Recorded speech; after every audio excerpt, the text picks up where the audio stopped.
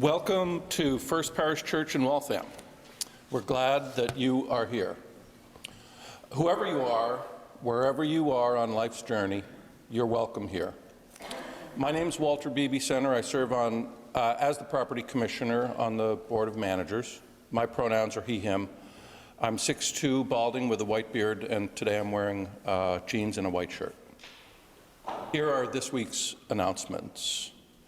We try to make our service as accessible as possible, with hearing helpers and large print versions of service materials available from our ushers. Our newsletter is emailed on Thursdays. If you're not already on our mailing list and want to stay up to date, please ask an usher how you can stay in touch. A huge thank you to Pam Penton for coordinating our secret Valentine exchange.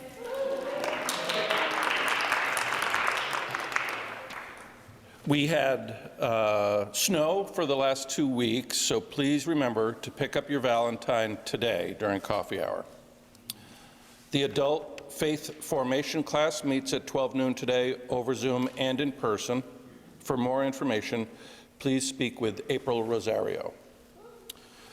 Joe Friedman, a longtime member of the congregation, is turning 90. There's a large card for signing in Whitcomb Hall during coffee hour. Our annual financing drive will shortly be upon us. It starts with a dinner on Saturday, March 8th, and ends with an evening of entertainment. For newer folks, we call it our Stewardship Drive. The Stewardship Dinner is a family-friendly night of food, friends, and entertainment. Volunteers are asked to bring parts of the meal, but the main dish will be Grandma's macaroni and cheese in memory of Marianne Punchy Taylor, a longtime member. You can sign up via a link in the newsletter to tell us if you're coming or to volunteer to bring a dish to share. Questions or offers to help would be welcomed by Joan Smith and Dan Taylor. The Finance Committee has begun working hard to solicit donations for auctioning. Now we need your offers of personal talents and connections. A donation list is in Whitcomb Hall for you to add to. You can also preview some of the items that will be on the auction website. Come by and take a look. If you're interested in providing entertainment for the culminating event April 12th, tell us what you have in mind. This is the end of today's announcements. We're so glad that you're here. Please check that you've silenced your phone and other communication devices. And now, please turn around and wave to the lovely people who are joining us on Zoom.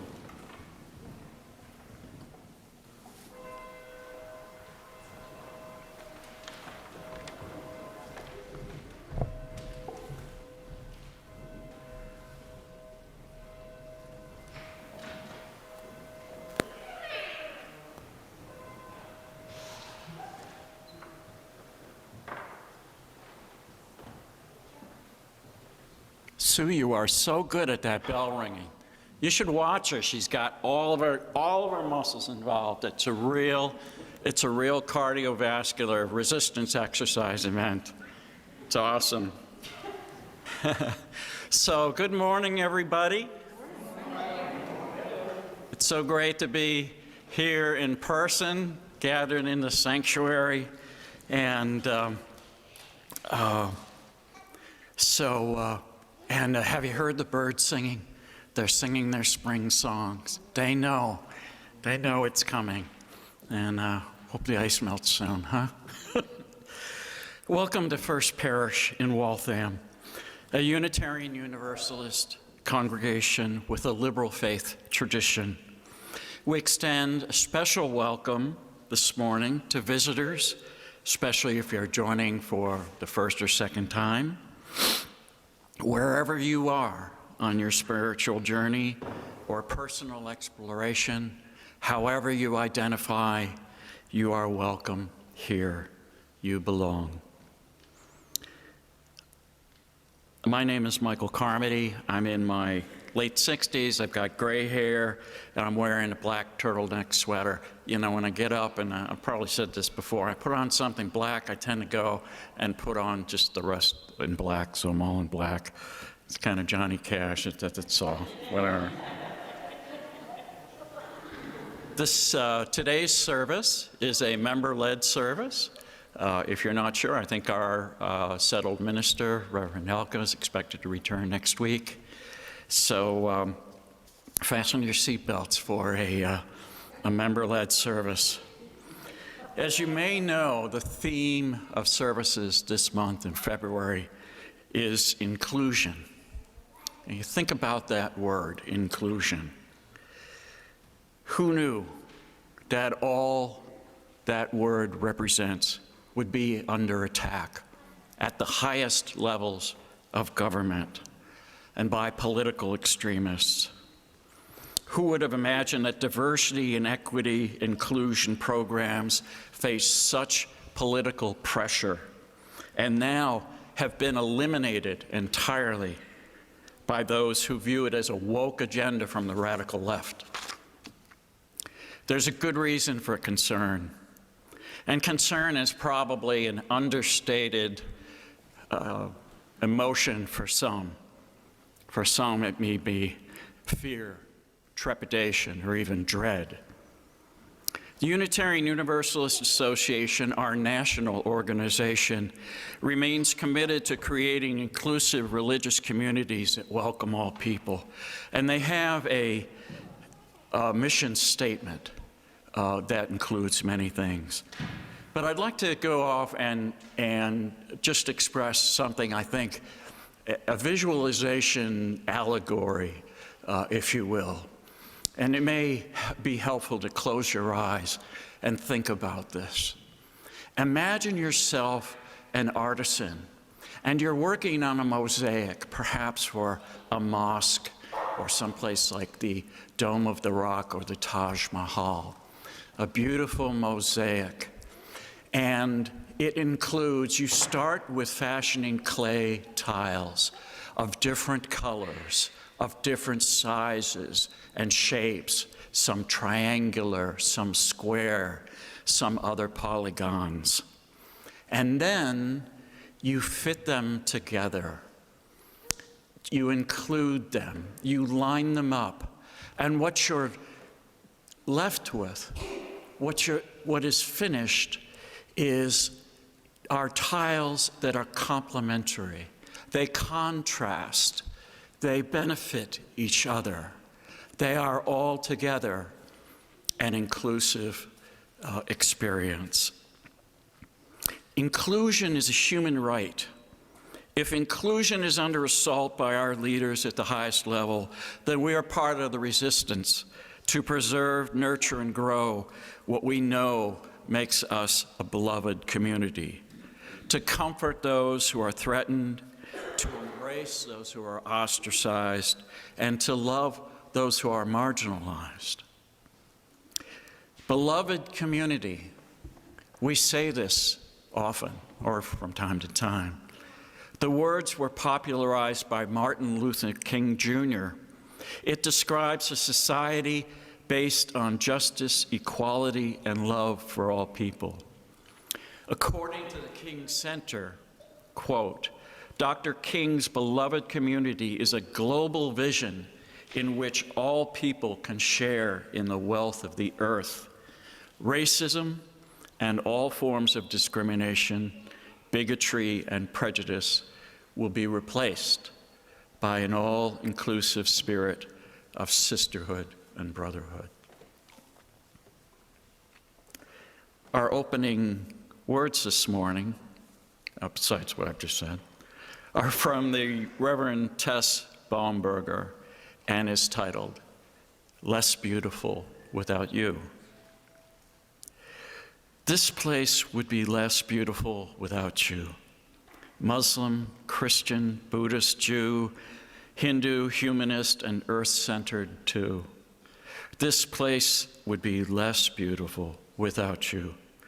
Your heart, honed by hardship, grief, illness, seeking solace and comfort here among us. This place would be less beautiful without you. Filled with joy and gratitude, seeking celebration of life's bounty, this place would be less beautiful without you. curious, inquisitive, asking questions, seeking transformations emerging from within. This place would be less beautiful without you, striving to resist a world that tells us we are so much less than we can truly be. This place would be less beautiful without each of us, born here in this morning to seek heaven's fire in each other's souls, our own flames rising to meet.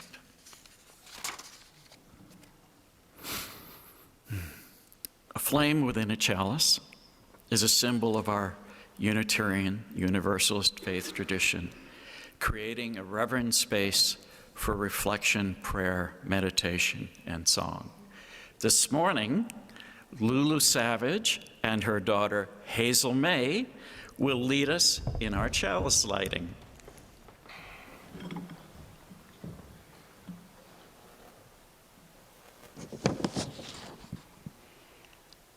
Our chalice reading this morning is titled, "This Chalice is Lit for You," and was written by Tara Humphreys.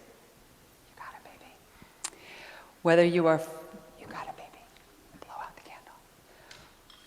Whether you are from the south, the east, the north, or the west, whether you are born into this faith, found it, or it found you, whether you feel at home or are still trying to find your place, whether you believe in God, are open to mystery, or still have no idea, whether you are unemployed, underemployed, cobbling things together, overworking, or in school, whether you are holding anxiety, grief, confusion, anger, hope, restlessness, or deep peace, Unitarian Universalism has a place for you. It is right here, and this chalice has been lit for you.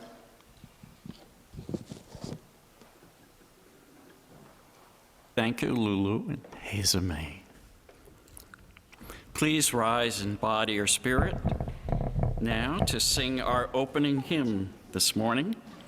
We're going to sit at the welcome table, hymn number 407 in your gray hymnal.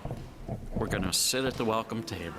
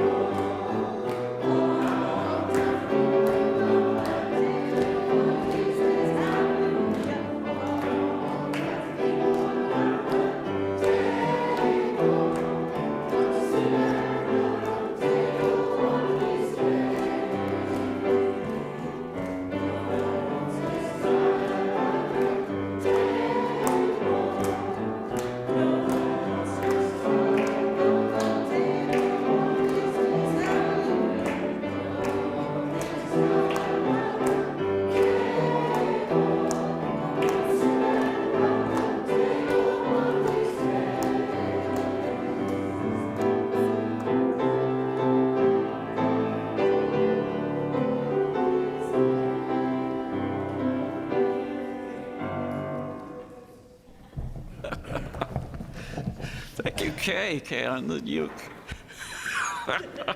Awesome. Please remain standing as we take a moment now to recall the promises which, as members and friends of this faith community, we make to ourselves and to one another. As we do so, let us read our covenant together. Newcomers and friends, our covenant is printed in your order of service. Love is the spirit of this church, and service its law. This is our great covenant, to dwell together in peace, to seek the truth in love, and to help one another.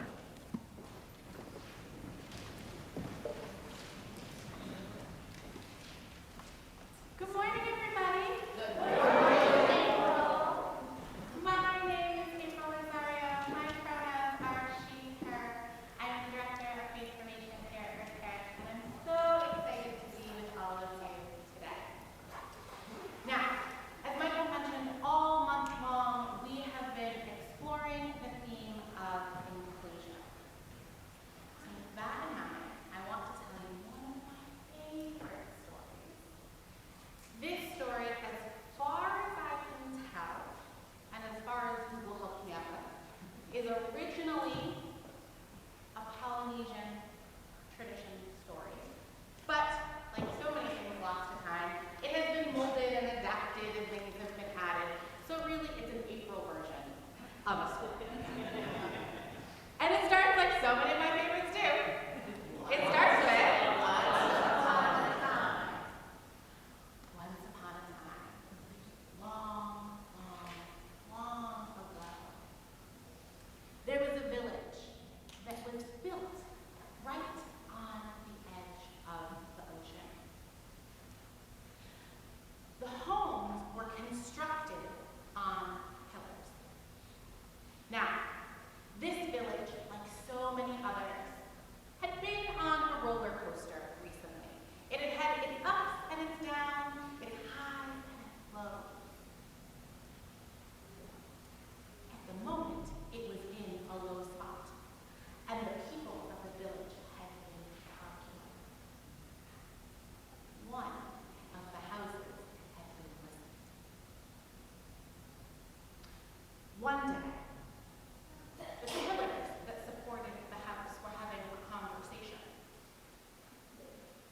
The right front pillar said, "Well, I was installed first, so I must be the most important."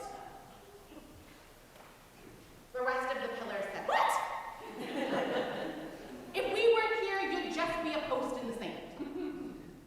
And the pillars started squabbling.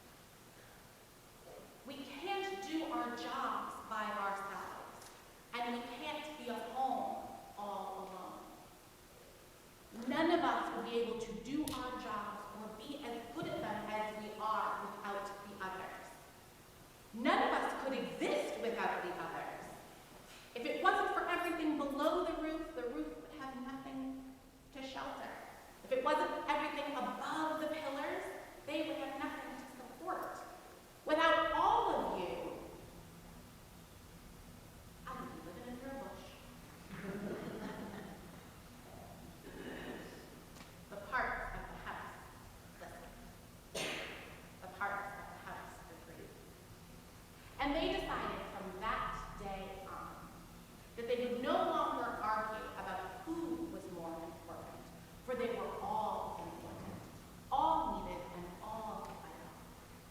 Instead, they would find ways to celebrate each other, to remind the rest of the house how important the other parts were. Because they didn't want to be just a pillar, a roof, a door, a window, a floor, even kissed. They wanted to be a family. So, here is your challenge, if you choose to accept it in the days to come. Who are the pillars, the roofs, the floors, the walls, the windows, and the doors in your life? Who helps you be better? Who is supporting you so you can do your job? Figure out who those people are and find out how you can support them. Maybe it looks like saying, thanks for being my roof. Maybe you give your window a polish. But remember, we're kids. And with that, before our kids and our youth head off, I invite you to, I know, you're ready, you got hands to fire. I invite you to rise in body and spirit as you're really able for our next song, Building Bridges, 10:23.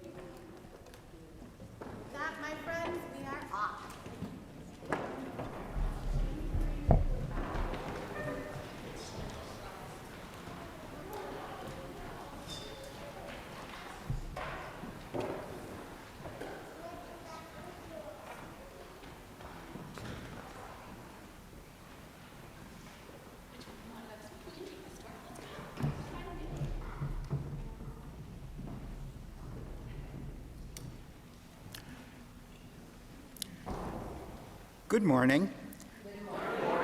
My name is Gary Madison. I am a short, bald, bearded 70-something white male. My pronouns are he and his. To call my elementary and secondary school social studies courses of little value is being generous. Year after year, we got the same watered-down American history from the early explorers to the Reconstruction after the Civil War, mostly memorizing names and dates. Thus, when 60s protests and demonstrations forced the hidebound administration to offer a lone Black history course as a begrudging concession, I jumped at the opportunity. The faculty reaction to my request was, well, strange. They were baffled as to why a white student would want to take Black history. A well-meaning guidance counselor tried to point out that this was not my history, and that a white student in a Black history class might make the Black students uncomfortable. Ultimately, I was turned down. And so, what I've learned about Black history, I've learned on my own. In school, I was taught nothing about Jim Crow or Blacks being shut out of GI Bill benefits. Have we made any progress since then? Today, in several states, the Founding Fathers have assumed an almost divine status, with any hint of criticism, such as from Black history, expunged from the curriculum. And so it seems we're becoming a nation of at least two histories, one Black and one white. Black history is often disparaged as woke, a favorite slur by many who can't even define the word. And white history is perhaps better described as whitewashed. The differences in interpretations and emphasis are stark. White history unconditionally celebrates Jefferson's words from the Declaration of Independence. We hold these truths to be self-evident, that all men are created equal and they are endowed by their Creator with certain unalienable rights, that among these are life, liberty, and the pursuit of happiness. Black history rhetorically asks whether these rights apply to the slaves toiling away on Jefferson's plantation. The end of the Revolutionary War, from the perspective of white history, represents the dawning of a new age of freedom.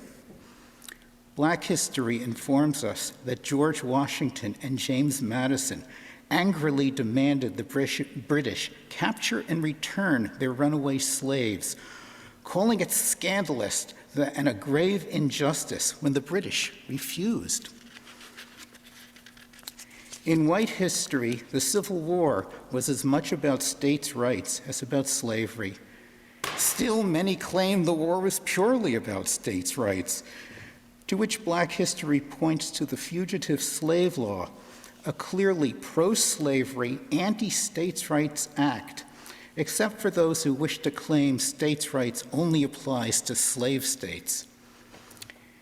In white history, scalawags and carpetbaggers feature prominently in Civil War reconstruction, most using fake concern for freedmen to denigrate and rip off Southern whites. In Black history, they were mostly pro-Union Southerners and Republican Northerners who risked their lives to teach freed slaves to read and write. Without Union Army protection, they'd likely have been killed by Southern whites who refused to accept freed slaves as human beings with rights. The 15th Amendment to the U.S. Constitution states, "The right of citizens of the United States to vote shall not be denied or abridged by the United States or by any state on account of race, color, or previous condition of servitude. The Congress shall have the power to enforce this article by appropriate legislation." White history extols this amendment ratified in 1870 as permanently granting Black people the right to vote. Black history reminds us that only 6 years later, the Supreme Court ruled that, quote, "The 15th Amendment does not confer the right of suffrage upon anyone."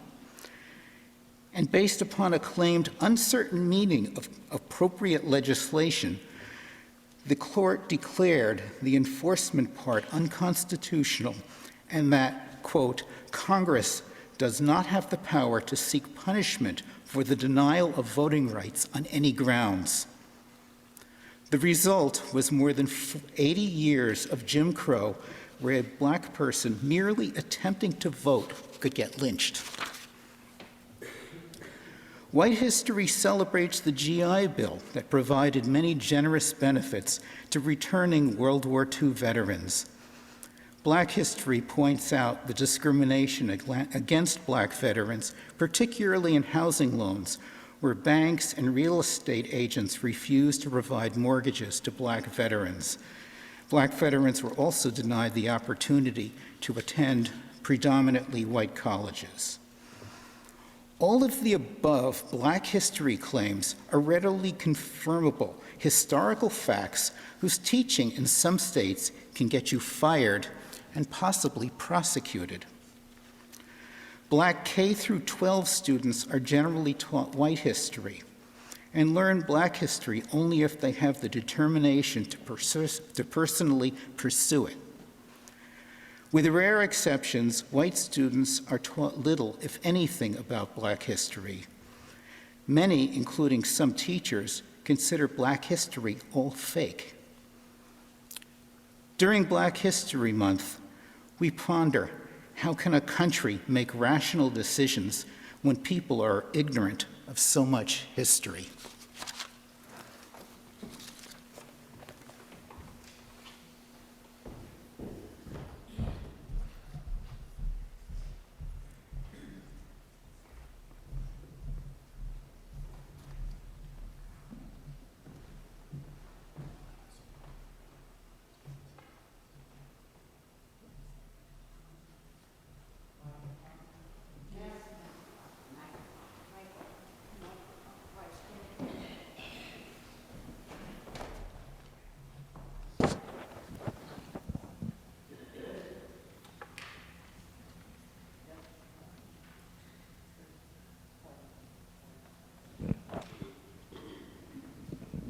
Thank you, everyone who came forward.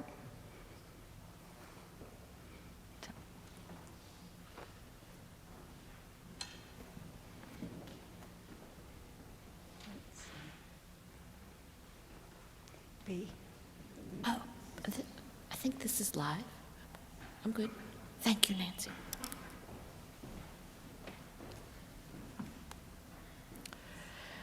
Our congregational prayer this morning is titled, "Know You Are Not Alone," and discover the way our voices rise, and was written by the Reverend Gretchen Haley.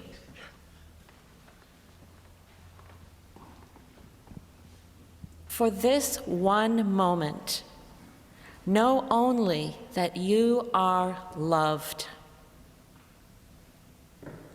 that you are safe and whole and loved. Know that you belong here, here among us, here upon this earth, in your body.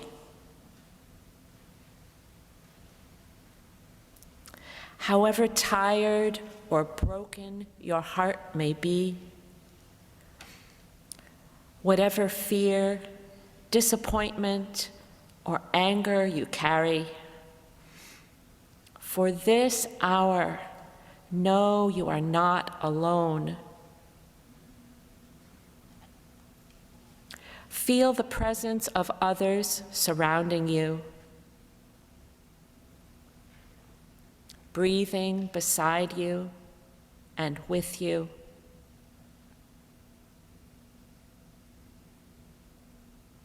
Discovering together the way our voices rise and fall together in harmony, in hope. Claim here a resilient freedom,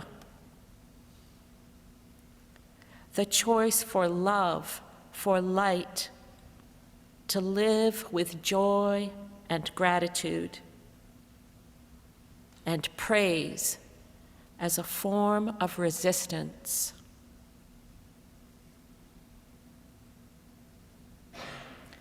Join us now for a period of silent meditation.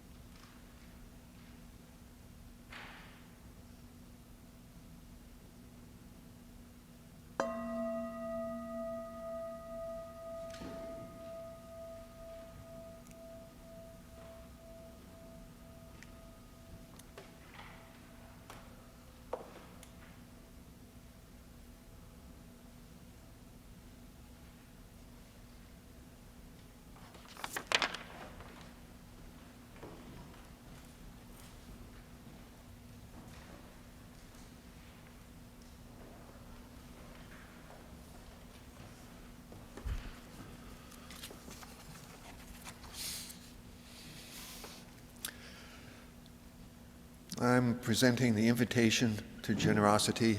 I'm Joel Wettig. The light of our chalice would soon flicker and die without the oil that nourishes its flame. And just as this flame cannot burn without oil, this religious community cannot survive or thrive without the financial as well as the personal support of its members and friends. Let us now give freely and generously an offering to sustain and strengthen our shared religious community of memory, hope, faith, and love. For we are now the keepers of its flame that burns for justice, its dream of beloved community, its vision of a world made whole.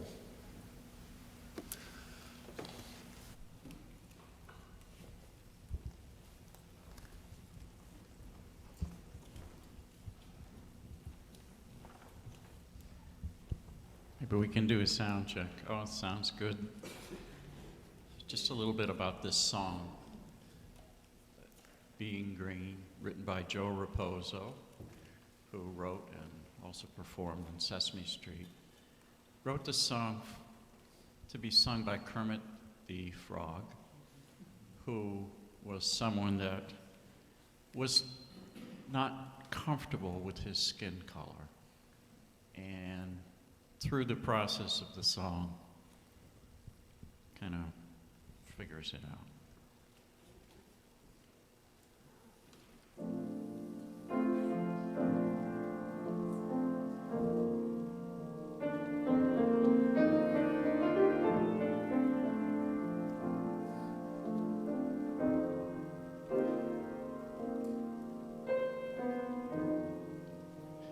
It's not that easy being green, having to spend each day the color of the leaves, when I think it could be nicer being red or yellow or gold, or someone much more colorful like that. It's not easy being green. It seems you blend in with so many ordinary things. Then people tend to pass you over, 'cause you're not standing out like flashy sparkles in the water or stars in the sky. But green's the color of spring,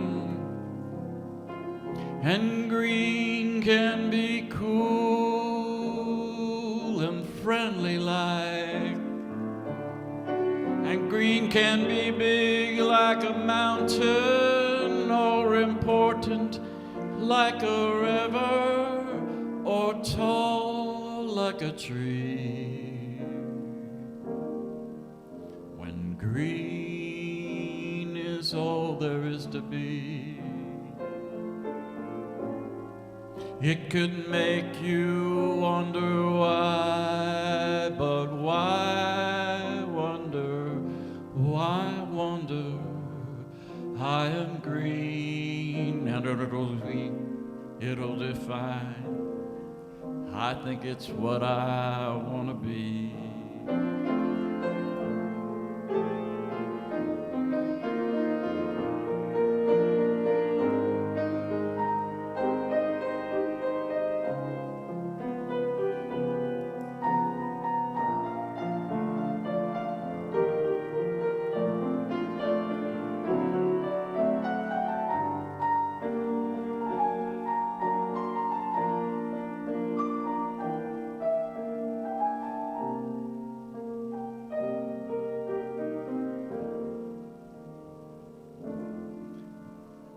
Green is all there is to be.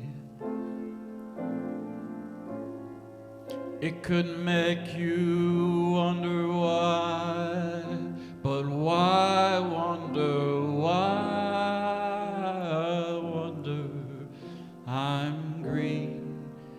it'll be fine.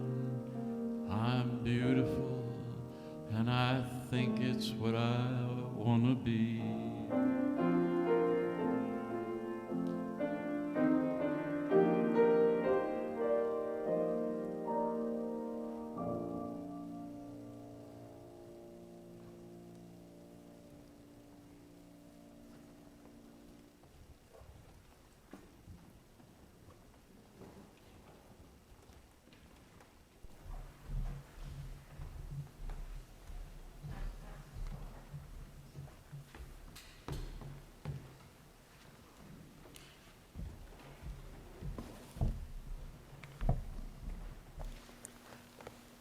Good morning.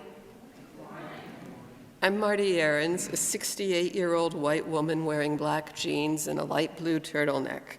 My pronouns are she and her. Today, I want to talk about a major oops that occurred in the planning for the 1993 UU General Assembly, or GA, in Charlotte, North Carolina, and the follow-up 25 years later described in a 2019 article in UU World by Elaine McCardle. 1993 was the 250th anniversary of Thomas Jefferson's birth. A Saturday night ball honoring Jefferson had been planned. Attendees were encouraged to wear period clothing. Hope Johnson, a black lay leader at New York's Community Church, read a statement from the African American Unitarian Universalist ministers. I will quote author McCardle's description, including some quotes from the statement. The statement Johnson read argued that honoring Jefferson, an unrepentant slaveholder who advocated the extermination of indigenous people in America, showed a profound lack of sensitivity and judgment. If UUs were to wear period costume for the ball, Johnson asked, must African Americans attend such events in rags and chains? At those words, Johnson recalls today, you could hear a pin drop. Things happened quickly. The moderator asked Johnson to assemble a group to, within an hour, make a recommendation on how to proceed. The multiracial group of 12 advised the event should be held, but attendees should make their own decisions about costumes. Election results from the UUA-GA were going to be announced at that event. Anyway, several hundred protested the dance. McCardle quotes the newly elected moderator, Denise Davidoff's words at the time. The UUA is not going to break because people get angry, she said. That's when we grow. It's when we're pleasant and disinterested and alienated that we lose our ability to be real with each other. Then, as now, the majority of UUs were white. The tacit assumption was that Americans shared a common history. Gary talked a little about that. The proposed ball caused the denomination to look at itself and hear stories from black members who were brave enough and committed enough to speak out. Fast forward. The 2018 GA had a workshop led by 4 of the key players called 25 Years Later, the TJ Ball. Attendees were invited to look at their own congregation's history and practices and the impacts on people of color. The painful 1993 episode is credited with helping the UU community better see the racism incorporated into the white culture. It also demonstrated the power of staying in relationship, even when hurt and angry. Being inclusive of people with different cultures, identity, orientation, abilities, socioeconomic status, etc., means we will step in it once in a while. Inclusion takes a conscious commitment. The T.J. Ball episode helped kindle a much-needed conversation. Had the issue not been so painful and so glaringly obvious when raised, it might have been ignored. And today, just as we want to be allies with people of color, we at First Parish also want to be allies of our trans and non-binary members and friends. Unfortunately, many of us still struggle to use the correct pronouns. The male-female binary choice was embedded in our brains, for some of us, decades ago. We ask forgiveness for the many times we mess up. Being an inclusive community means continually trying, sometimes failing, and always beginning again in love. Okay.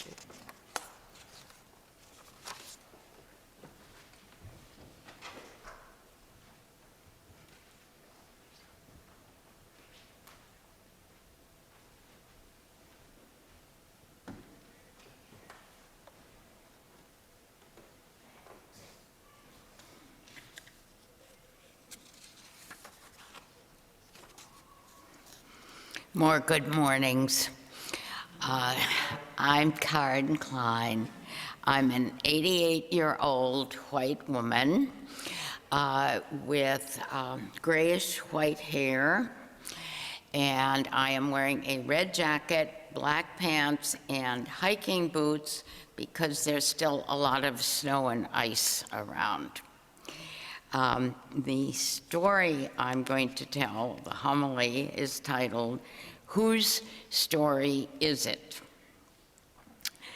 Geoffrey Chaucer, British poet of the 14th century, created a motley group of characters on their pilgrimage to St. Thomas' Shrine in Kent, England. Among them, the wife of Bath, the outspoken proto-feminist widow, once young and beautiful and poor, now survivor of 5 husbands, old, heavy-set, looking for the next young candidate, and now that she's a rich widow, she can take her pick. She responds angrily to slurs and statements men make about women. In early Middle English, it would be, "Who painted the lion? Tell me who." Who painted the lion? Tell me who. She demands, meaning, who gets to tell the story of the lion? Does the lion get to tell the story, or do the persons who put language into the lion's mouth? Is that who gets to tell the story? And that's the question, the crucial question, in both of the pieces that Marty and Gary have written. Usually, the one about whom the story is told is not the dominant party, but the excluded one. White people told the story of black people for decades. Christians told the Jews' story for decades. The one who gets to tell the story often tells lies for the benefit of the teller. Anti-Semitism, badly named in my humble opinion, but that's a whole other story, tells nasty stories about Jews, raising fears, exclusions of Jews from places, professions, honors, etc. Blood libel stories, all lies to incite pogroms at the time of the Jewish celebration of the Passover Seder. But I'm not here to tell the story of Jews' exclusion, of the Christian story as dominant. I'm here to tell my story as the child raised by a fundamentalist Protestant mother and a humanist Jewish father. In Fargo, North Dakota, my birthplace, born and raised, where I was from 1936 until 1954, when I left Fargo to come east to school to Radcliffe and stayed on the East Coast the rest of my life. I suffered double exclusions. My mother went to the Norwegian Lutheran church named First Lutheran, and I accompanied her. There was no temple in Fargo for the Jews, nicknamed the Frozen Chosen, so we met in a large hall on the second floor above the Sears building. All my classmates and friends were Protestants, with a sprinkling of Jews. The Catholics had their own church, St. Mary's, and their own high school, Shanley High School. Fraternizing and dating were discouraged. Those of us who transgressed went across the bridge to Moorhead, Minnesota, to the Dairy Queen, and intermingled over that soft white treat. The adjective is deliberately chosen because there were no dark skins among us at that time and that place. But I didn't belong either to the Protestants or to the Jews because we were not members. All my friends had social groups associated with their churches or the temple. So I was alone and miserable every Sunday night when my friends had Pilgrim Fellowship or Young Israel potlucks. In the 8th grade, I begged my parents, please send me somewhere, anywhere, so I am not alone every Sunday night. There was no UU fellowship in Fargo at that time, so they picked the most liberal Christian church, the Congregational Church at that time, which was basically not Trinitarian. My family did not join me at first. Mother eventually did, but not Dad. But we still went with Dad on his high holidays. I loved belonging somewhere. Joined the choir, taught Bible school, became president of Pilgrim Fellowship, the youth group, and became a real church lady. When I came east, I went to the UUs in Cambridge, briefly. Didn't like them, too ideological, ugly sanctuary, small, dark social hall. Do you realize what a privilege it is to be in this space? To go afterward to Whitcomb Hall and share fellowship and happiness and food and coffee and tea and beverages. It is so wonderful. Okay, so I came to First Parish for a music concert. We used to have music here Sunday afternoons at 3. How and why I stayed is another story. I am a member because after I had been coming for years here, Jo Friedman, whom, thank you, Sue, for mentioning her. She will be 90 on 2021. Jo called me and said, Ed, our beloved minister, Ed Lane, would consider it a personal favor if you would sign the book. So I did.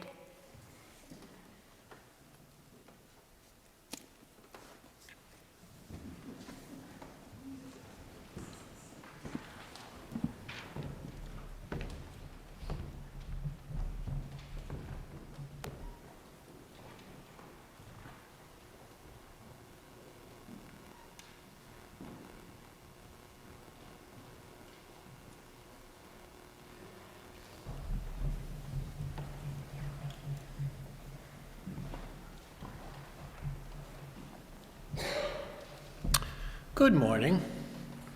My name is Ken Johnson. I am a 63-year-old Caucasian man who is very comfortable with his traditional he and him pronouns.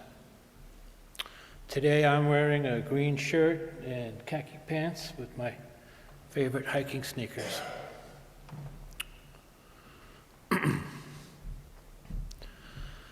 Since being chosen the first Youth Poet Laureate of Los Angeles in 2014, and later graduating from Harvard College cum laude in 2020, Amanda Gorman has been recognized with many significant literary accomplishments. However, as with me, it's most likely most of us have first heard of Amanda Gorman in 2021 when she read her poem, "The Hill We Climb," at the inauguration of President Joe Biden. To this day, she is still the youngest poet to have read at a presidential inauguration here in the US. In 2017, Amanda Gorman was the first ever youth poet asked to open the literary season for the Library of Congress, for which she wrote and then read in this place an American lyric at the inauguration of Tracy K. Smith as Poet Laureate that September. That same year, Amanda stated that she intends to run for president in 2036 and has since often repeated that hope. So now, in our reading of Many Voices, in this place, an American lyric by Amanda Gorman.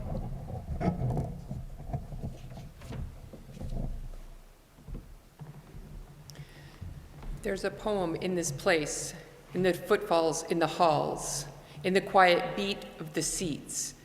It is here, at the curtain of day, where America writes a lyric we must whisper to say. There is a poem in this place, in the heavy grace, the lined face of this noble building, collections burned and reborn twice. There's a poem in Boston's Copley Square where protest chants tear through the air like sheets of rain, where love of the many swallows hatred of the few. There's a poem in Charlottesville where tiki torches string a ring of flame, tight round the wrist of night, where men so white they gleam blue, seem like statues, where men heap that long wax burning ever higher, where heather higher blooms forever in a meadow of resistance. There's a poem in the great sleeping giant of Lake Michigan, defiantly raising its big blue head to Milwaukee and Chicago. A poem begun long ago, blazed into frozen soil, strutting upward in a glow. There's a poem in Florida, in East Texas, where streets swell into a nexus of rivers, cows afloat like model buoys in the brown, where courage is now so common that 23-year-old Jesus Contreras rescues people from the floodwaters.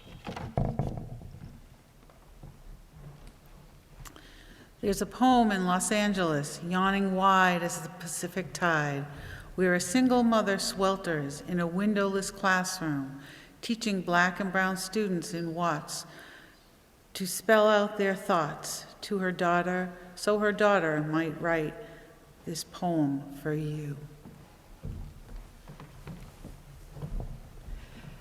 There's a lyric in California where thousands of students march for blocks, undocumented and unafraid, where my friend Rosa finds the power to blossom in deadlock, her spirit the bedrock of her community. She knows hope is like a stubborn ship gripping a dock, a truth that you can't stop a dreamer or knock down a dream.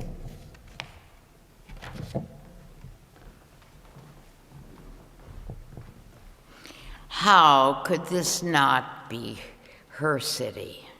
Su nación, our country, our America, our American lyric to write. A poem by the people, the poor, the Protestant, the Muslim, the Jew, the native, the immigrant, the black, the brown, the blind, the brave, the undocumented and undeterred, the woman, the man, the non-binary, the white, the trans, the ally to all of the above, and more. Tyrants fear the poet. Now that we know it, we can't blow it. We owe it to show it, not slow it, although it hurts to sow it when the world skirts below it.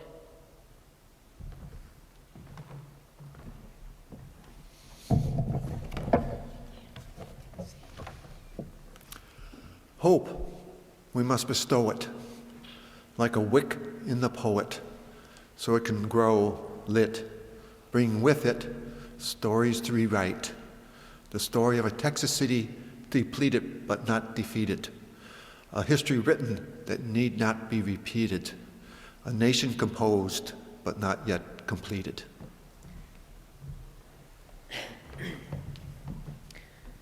There's a poem in this place, a poem in America, a poet in every American who rewrites this nation, who tells a story worthy of being told on this minnow of an earth, to breathe hope into a palimpsest of time, a poet in every American who sees that our poem penned doesn't mean our poem's end.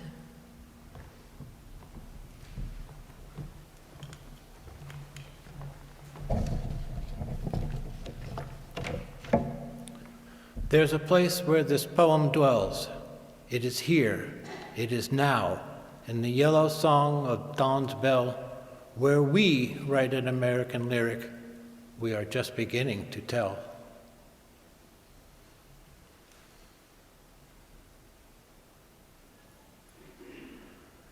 Please rise now and body your spirit for our final hymn this morning. We are a gentle, angry people.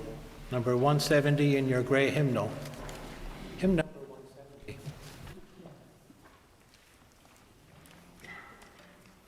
Before we sing, Emma starts us up.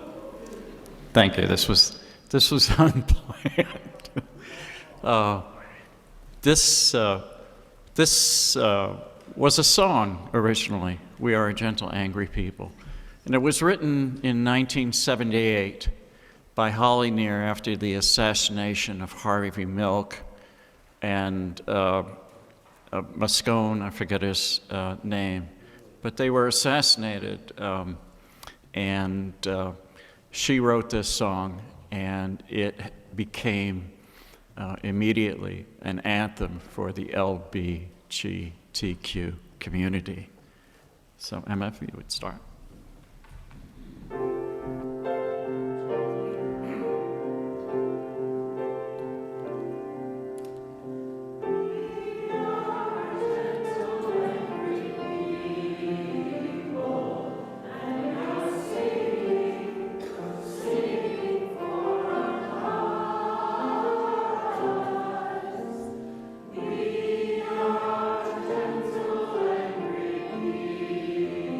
People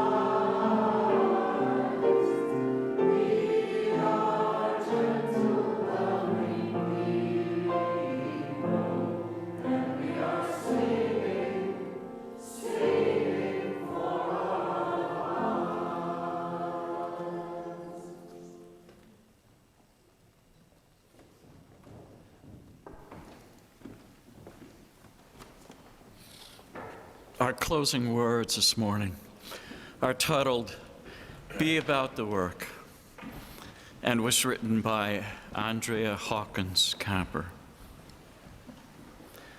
May we see all as it is, and may it all be as we see it. May we be the ones to make it as it should be. For if not us, who? If not now, when? This is the answering cry of justice with the work of peace. This is redeeming the pain of history with the grace of wisdom. This is the work we are called to do, and this is the call we answer now, to be the barrier and the bridge, to be the living embodiment of our principles, to be about the work of building the beloved community, to be a people of intention and a people of conscience. Let us be the change we seek, to bless with joy and heal our hurting world. Go in peace.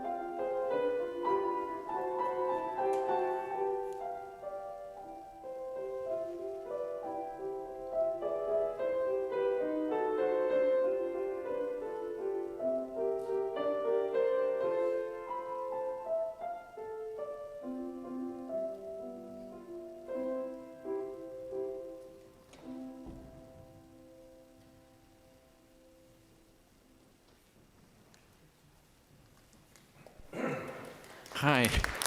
Oh, thanks. Oh, my goodness. Before we go off for coffee and nibbles, it's being a member service, and I'd like to thank, first of all, our worship committee, Marty Aarons, Gary Madison, Karen Klein, B. Fortin, Ken Johnson, especially B and Ken for helping to organize our many voices today, and to thank those many voices for coming up and speaking. What? Did she mention me? And our audiovisual team doesn't often get recognition. Sue Gensler up in the belfry, ringing the bell and running stuff. Barry and Scott sitting in and doing sound, setting up the last minute sound stuff microphone for us. Thank you very much. And Peter Duane of the Philippines for being our Zoom host. So thank you, Peter. All right. Let's go for coffee and nibbles.